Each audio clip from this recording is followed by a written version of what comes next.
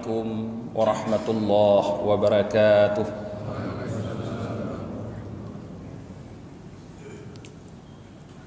Alhamdulillahilladzi anzalal Qur'an hudan linnasi wa bayyinatin minal huda wal furqan. Asyhadu an la ilaha illallah wahdahu la syarika lah wa asyhadu anna Muhammadan abduhu wa rasuluhu la nabiyya ba'dah. Allahumma salli wa sallim wa barik ala sayyidina Muhammad wa ala alihi wa sahbihi ajma'in. Amma ba'd.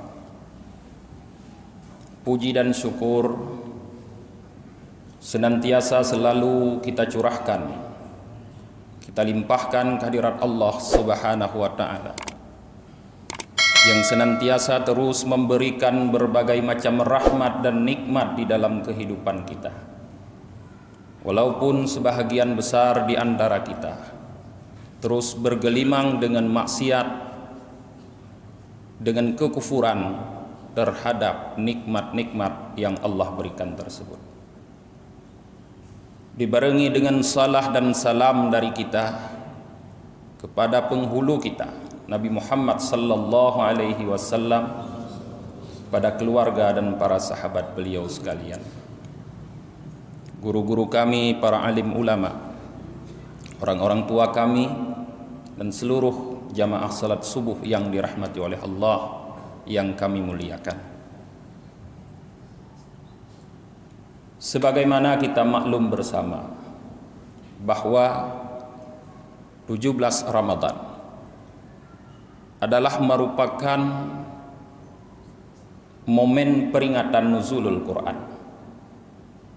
Hal ini didasarkan oleh firman Allah Subhanahu wa ta'ala, Syahru Ramadan alladzi unzila fihi al-Quran hudan linnasi wa bayyinatin minal huda wal furqan.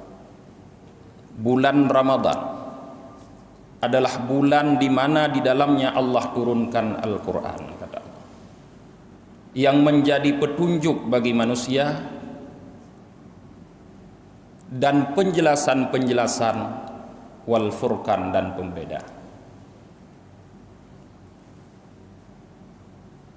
Setiap datangnya 17 Ramadan, maka selalu kita peringati sebagai momen nuzulul Quran. Nuzul Quran artinya, para jamaah, turunnya Al-Quran secara keseluruhan dari Lauh Mahfuz ke Baitul Izzah yang terdapat di langit dunia. Inilah yang dimaksud dengan nuzulul Quran pada 17 Ramadan. Karena turunnya Al-Quran kepada Nabi Muhammad kemudian tidaklah cuma pada bulan Ramadan, tetapi terus turun secara berangsur-angsur selama 22 tahun, 10 bulan, 22 hari, sesuai dengan persoalan yang dihadapi oleh Rasulullah sallallahu alaihi wasallam. Kemudian para jamaah yang dirahmati oleh Allah Subhanahu wa ta'ala, pagi ini kita ingin melihat bagaimana sikap kita terhadap Al-Quran tersebut. Di dalam Al-Quranul Karim Allah menjelaskan sikap orang-orang yang menerima Al-Quran. Allah mengatakan, Tsumma awrasnal kitab alladhi istafaina min ibadina faminhum zalimun li nafsihi wa minhum muqtasid wa minhum sabiqum bil khairati biiznillah dzalika huwal fadlul kabir. Kemudian kami wariskan Al-Quran, kata Allah, kepada orang-orang yang kami pilih daripada hamba-hamba kami. Di antara mereka ada orang-orang yang mendalimi diri mereka sendiri, dan di antara mereka ada orang-orang yang berlaku pertengahan, dan di antara mereka ada orang-orang yang berlomba-lomba dengan kebaikan dengan izin Allah. Di dalam ayat ini para jamaah, Allah menjelaskan 3 macam sikap orang yang menerima Al-Quran. Yang menerima Al-Quran, kata Allah, adalah alladzina astafaina min ibadina, orang-orang yang kami pilih daripada hamba kami. Ibnu Katsir di dalam kitabnya Tafsir Al-Qur'anil Azim mengatakan, hum ummatu Muhammad.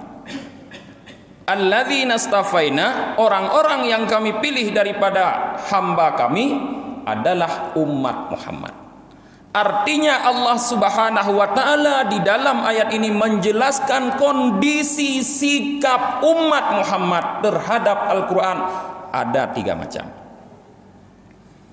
Yang pertama, zalimun li nafsih.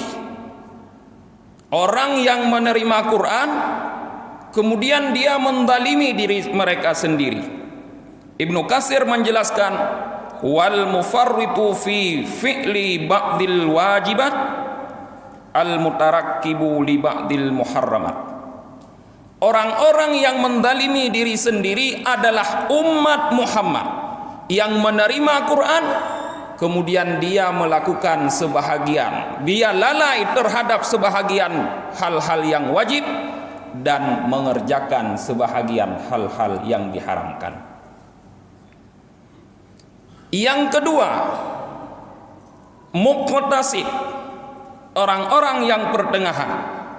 Orang-orang yang pertengahan, kata Ibnu Katsir, adalah al-muaddi wajibat, orang-orang yang melakukan kewajiban-kewajiban dan meninggalkan yang dilarang, yang haram, tetapi mereka meninggalkan sebahagian yang sunat-sunat dan melakukan sebahagian yang makruh. Ini muqtasid. Yang ketiga, sabiqum bil khairat, orang-orang yang berlomba-lomba dengan kebaikan dengan izin Allah. Ini adalah orang-orang yang melakukan semua yang wajib dan yang sunnah dan meninggalkan semua yang haram, bahkan sebahagian yang mubah mereka tinggalkan. Inilah para jamaah 3 kondisi atau sikap kita umat Muhammad dalam menerima Al-Quran. Maknanya ada di antara kita yang benar-benar melakukan semua yang wajib dan meninggalkan semua yang haram. Ada juga yang wajib-wajib saja dilaksanakan tapi yang sunat tidak dilakukan. Ada juga yang lalai melakukan kewajiban, bahkan sering terjerumus ke dalam hal-hal yang haram para jamaah. Kemudian para jamaah, dari 3 kondisi ini akan mengakibatkan 3 keadaan di hari kiamat kelak, atau di saat kita dibangkitkan oleh Allah Subhanahu wa taala. Rasulullah sallallahu alaihi wasallam dalam satu hadisnya bersabda, ummati thalathu aslas, umatku terbagi menjadi 3/3, kata Rasulullah, atau 3 kelompok. Fasulusu yadkhulunal jannah bighairi hisab wala adzab, sepertiganya akan masuk surga tanpa hisab dan tanpa azab.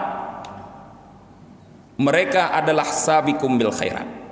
Jadi orang-orang yang melakukan semua yang wajib, yang sunat, meninggalkan semua yang haram, yang makruh, bahkan sebahagian yang mubah, nanti di akhirat akan masuk surga tanpa hisab dan tanpa azab. Langsung mereka dalam surga.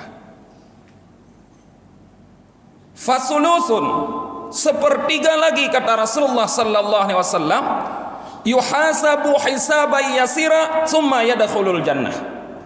Mereka akan diperiksa, akan dihisab dengan hisab yang ringan. Kemudian mereka baru masuk surga. Fasulusun, dan sepertiga lagi adalah mereka yumahhasuna wa yukshafuna, mereka dicoba oleh Allah dan dinampakkan kepada mereka azab. Artinya orang-orang golongan yang ketiga ini, yaitu zalimul li nafsih, akan dikenakan azab nanti oleh Allah Subhanahu wa taala dan akan dihisab dengan hisab yang berat para jemaah. Kemudian setelah mereka diazab oleh Allah Subhanahu wa taala, setelah mereka dicoba oleh Allah Subhanahu wa taala di mahsyar nanti, datanglah para malaikat melapor kepada Allah Subhanahu wa taala. Ya Allah, haula'i, mereka itu ya Allah, yaquluna la ilaha illallah wahdah, tidak ada Tuhan kecuali Allah wahdah, sendirinya. Kemudian Allah berfirman, sadaku, mereka benar. La ilaha illa ana, tidak ada Tuhan kecuali aku, kata Allah. Fa'adkhilul jannah birahmati, maka bawalah mereka masuk ke surga dengan rahmatku, kata Allah. Artinya para jamaah yang dirahmati oleh Allah, 3 kelompok umat Muhammad dalam menerima Al-Quran ini semuanya akan masuk surga pada akhirnya. Tetapi keadaan masuk surganya yang berbeda. Ada yang masuk surga tadi tanpa hisab dan azab, tidak mengalami hisab, tidak mengalami azab. Ada yang masuk surga tetapi dihisab, diperiksa dulu dengan periksa hisab yang ringan. Ada juga yang masuk surga tapi melewati azab lebih dahulu para jemaah. Sekarang kita pasti masuk dalam salah satu kelompok itu, para. Tinggal kita bermuhasabah dalam kelompok manakah kita, karena kita umat Muhammad. Apakah dalam kelompok yang masuk surga tanpa hisab dan azab, atau dalam kelompok yang masuk surga tapi mengalami hisab, atau dalam kelompok masuk surga tapi dengan masuk dulu ke dalam azab, kemudian mendapatkan syafaat daripada Nabi Muhammad sallallahu alaihi wasallam, baru dimasukkan ke dalam surga. Di dalam sebuah hadis yang panjang para jemaah, di mana suatu hari Jibril alaihi salam turun bertemu dengan Nabi Muhammad sallallahu alaihi wasallam. Tapi di saat itu wajah Jibril dalam keadaan pucat, menguning. Sehingga Nabi Muhammad bertanya, "Ya Jibril, aku belum pernah melihat wajahmu seperti ini, sepucat ini. Apa sebenarnya yang terjadi?" Jibril menjawab, "Ya Muhammad, bertepatan dengan turunnya aku pada saat sekarang ini, Allah menyalakan api neraka. 1000 tahun Allah nyalakan api neraka sehingga warna api neraka itu merah. Kemudian dipanaskan lagi oleh Allah, dinyalakan lagi selama 1000 tahun yang lagi sehingga api neraka itu berwarna hijau, biru. Kemudian dipanaskan lagi oleh Allah sehingga api neraka itu berwarna hitam. Inilah yang membuat wajahku menjadi pucat," kata Jibril. Kemudian Rasulullah bertanya kepada Jibril, "Ya Jibril, sif lina jahannam." Wahai Jibril, coba ceritakan kepadaku bagaimana neraka itu. Maka Jibril bercerita para jemaah. Singkat ceritanya para jemaah, di saat Jibril telah menceritakan neraka yang pertama, apa namanya dan siapa penduduknya, sampai neraka ke-6, kemudian Jibril diam, tidak melanjutkan cerita. Padahal kita tahu jemaah bahwa neraka itu ada 7 pintu. Diam Jibril. Lalu Nabi Muhammad bertanya, "Wahai Jibril, kenapa kamu diam? Kenapa kamu tidak melanjutkan?" "Ya Muhammad, aku tidak sanggup melanjutkan." "Lanjutkan wahai Jibril." Lalu Jibril mengatakan, "Wahai Muhammad, neraka ke-7 yang akan masuk ke dalamnya adalah ahlul kabair min ummatika, para pelaku dosa besar daripada umat.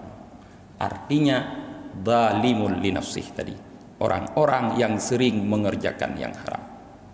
Di saat Rasulullah sallallahu alaihi wasallam para jamaah mendengar ada umatnya yang masuk neraka, maka Rasulullah menangis dan beliau pingsan. Setelah beliau sadar, beliau meminta Jibril untuk melanjutkan. Lalu Jibril melanjutkan bahwa pada hari kiamat kelak ada orang-orang yang dimasukkan oleh Allah ke dalam neraka daripada umat Muhammad, yang mereka tidak dirantai, tidak dibelenggu, tidak dipasangi dengan syaitannya masing-masing. Berbeda dengan umat-umat yang lain. Orang-orang umat-umat yang lain setiap masuk neraka itu pasti dirantai berpasangan dengan syaitannya masing-masing.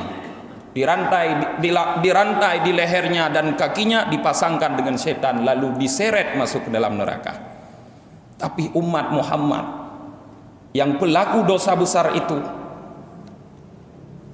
masuk ke dalam neraka tanpa dirantai, kata Jibril. Kemudian sampainya mereka di dalam neraka, mereka semua mengatakan la ilaha illallah. Di dalam neraka mereka bertahlil sehingga api neraka lari, surut, tidak mendekati mereka. Lalu malaikat Malik mengatakan, ya nar ahriquhum, wahai neraka, bakar mereka. Neraka menjawab, bagaimana aku membakar mereka padahal mereka mengucapkan la ilaha illallah. Kata malaikat Malik, bakar mereka. Walaupun mereka mengucapkan la ilaha illallah, bakar mereka. Karena ini adalah perintah Allah Subhanahu wa taala, maka dibakarlah mereka, kecuali hati dan wajah mereka. Kenapa hati dan wajah tidak dibakar para jemaah? Karena hati mereka terdapat cahaya iman di dalamnya, yaitu kalimah tauhid la ilaha illallah, sedangkan wajahnya sering sujud. Artinya orang ini orang salat, bukan orang tidak salat, orang beriman, bukan orang kufur para jemaah. Sehingga jelas ini adalah umat Muhammad yang mungkin antaranya termasuk kita. Na'udzubillahi min dzalik.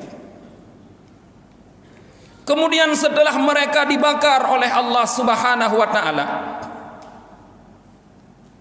malaikat Malik bertanya kepada mereka, ya haulai, hai kalian, siapa? Man antum, siapa kalian? Kenapa kalian berbeda dengan orang-orang yang lain masuk neraka? Sebahagian mereka yang lain masuk neraka dipasangi dengan syaitan masing-masing dirantai, tapi kalian tidak. Mereka menjawab, nahnu min ummati Muhammad, nahnu mimma unzila alaihil kitab. Kami adalah orang-orang yang diturunkan kitab Al-Quran dulu. Malaikat Malik mengatakan, bukankah Al-Quran itu diturunkan kepada Muhammad? Iya, kami adalah umat Muhammad.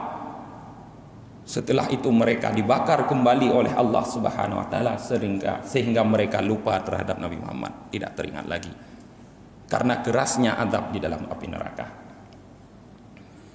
Kemudian Allah perintahkan kepada Jibril, ya Jibril, ittala'u ilan nar fanduru kaifa hali ahliha. Wahai Jibril, coba pergi ke neraka, lihat bagaimana keadaan penduduk neraka. Datanglah Jibril ke neraka. Di saat Jibril datang, malaikat Malik mengatakan, malaikat Malik berdiri menghormati Jibril karena Jibril adalah pimpinannya para malaikat. Lalu mengatakan, ya Jibril, mengapa kamu ke sini? Kamu bukanlah malaikat yang bertugas mengawasi neraka? Kata Jibril, aku diperintahkan oleh Allah untuk melihat bagaimana penduduk neraka. Bukalah tutup, karena neraka itu ditutup para jamaah. Bukalah tutup, kata Jibril, aku akan melihat bagaimana penduduknya. Lalu Jibril membuka, malaikat Malik membuka tutup neraka. Setelah malaikat Malik membuka tutup neraka, malaikat Jibril melihat keadaan penduduk neraka. Rupanya penduduk neraka yang tingkat 7 tadi, yaitu ahlul kabair daripada umat Muhammad, melihat ada seorang malaikat yang lain perawakannya berbeda. Biasanya malaikat yang ada dalam neraka itu ada wajahnya seram-seram, bengis, kejam. Tapi ini ada malaikat yang sangat tampan, yang sangat cantik, yang sangat lembut. Lalu mereka bertanya, siapa itu wahai Malik? Itu adalah malaikat Jibril yang menurunkan wahyu kepada Nabi Muhammad. Di saat malaikat Malik menjawab bahwa itu adalah malaikat Jibril yang menurunkan wahyu kepada Nabi Muhammad, teringatlah kembali ahlul kabair tadi, penduduk neraka yang melakukan dosa besar tadi terhadap Nabi Muhammad. Lalu mereka mengatakan kepada Jibril, ya Jibril, iqra' minni salam ila nabiyina Muhammad. Wahai Jibril, sampaikan salam kami kepada Nabi Muhammad. Kemudian ceritakanlah keadaan kami umatnya di dalam neraka. Pulanglah Jibril para jemaah menghadap Allah, melapor kepada Allah bahwa Jibril melihat neraka. Ternyata dalam neraka ada umat Muhammad yang meminta kepada beliau untuk menyampaikan salam kepada Nabi Muhammad dan menceritakan keadaannya kepada Muhammad. Datanglah perintah dari Allah, wahai Jibril, segeralah kamu kepada Muhammad, sampaikan salam umatnya dan ceritakan keadaan umatnya. Berangkatlah Jibril ke dalam surga. Di saat itu para jamaah, Rasulullah sedang berada di sebuah kemah di pintu surga. Datanglah Jibril memberi salam, assalamu alayka ya Muhammad, sejahtera terhadap kamu wahai Muhammad. Waalaikumsalam ya Jibril. Lalu Jibril mengatakan, ya Muhammad, aku barusan dari dalam neraka melihat bagaimana keadaan penduduk neraka. Ternyata aku dapati di dalam neraka itu ada umatmu ya Muhammad, di mana mereka meminta kepadaku untuk menyampaikan salam kepadamu dan menceritakan keadaannya. Diceritakanlah oleh Jibril keadaan umat Muhammad tadi dalam neraka. Setelah itu Nabi Muhammad menangis dan segera menghadap Allah, lalu sujud di hadapan Allah. Allah menurunkan firman-Nya, irfa' ra'saka, angkat kepalamu wahai Muhammad, ini bukan hari sujud. Fas'al, minta, a'ti, akan aku berikan. Lalu Nabi Muhammad meminta, ya Allah, berilah kepadaku untuk memberikan syafaat kepada umatku yang masih ada dalam neraka. Lalu Allah perintahkan kepada Muhammad, ya Muhammad, silahkan berilah syafaatmu kepada penduduk neraka. Datanglah Nabi Muhammad para jamaah ke neraka. Lalu malaikat Malik yang melihat kedatangan Muhammad segera berdiri memberi penghormatan. Dibuka neraka. Nabi Muhammad melihat umatnya dalam neraka. Diambil semua orang-orang dalam neraka yang di dalam hatinya ada kalimah la ilaha illallah. Inilah yang dimaksud para jamaah, yadkhulul jannah man kana fi qalbihi misqalu dzarrah minal iman.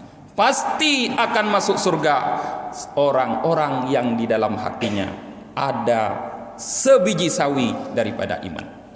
Asal iman masih ada, tidak berbuat syirik kepada Allah Subhanahu wa taala, dan kita mati dalam keadaan beriman, pasti masuk surga. Tapi bi syafaati Muhammadin sallallahu alaihi wasallam, dengan syafaat Muhammad. Diangkat semua oleh Nabi Muhammad. Di saat Nabi Muhammad mengangkat semua ahlul kabair, umatnya tadi yang ada iman di dalam hatinya dari dalam neraka, ternyata wajah mereka semua hitam bagaikan arang, hampir tidak bisa dikenali. Dibawalah mereka oleh Nabi Muhammad. Di pintu surga ada sebuah sungai yang bernama Sungai Hayawan. Lalu mereka diperintahkan untuk menyeburkan diri ke dalam sungai tersebut. Keluarlah mereka dalam keadaan wajah seperti bulan di malam purnama, tetapi di dahi mereka tetap tertulis Al-Jahannamiyun, mantan penduduk neraka Jahannam. Inilah para jamaah, sekira-kira singkatnya bagaimana keadaan kita umat Nabi Muhammad menerima Al-Quran yang diturunkan oleh Allah kepada Nabi Muhammad, dan apa akibatnya di dalam akhirat nanti para jemaah. Maka seyogyanya kita menjadi sabiqum bil khairat. Golongan yang pertama yaitu yang berlomba-lomba melakukan kebaikan. Seluruh perbuatan wajib kita lakukan, bahkan seluruh perbuatan sunat, meninggalkan seluruh yang haram dan yang makruh, bahkan sebahagian yang mubah kita tinggalkan. Ini yang akan membuat kita yadkhulul jannah bighairi hisab wala adab, akan masuk surga tanpa hisab dan tanpa adab. Semua kita pasti merindukan demikian. Tinggal kita bersungguh-sungguh untuk melakukannya para jemaah. Mungkin sekian tausiah kita pada pagi yang berbahagia ini. Lebih dan kurang kami mohon maaf. Hadanallah wa yakum ajmain. Assalamualaikum warahmatullahi wabarakatuh.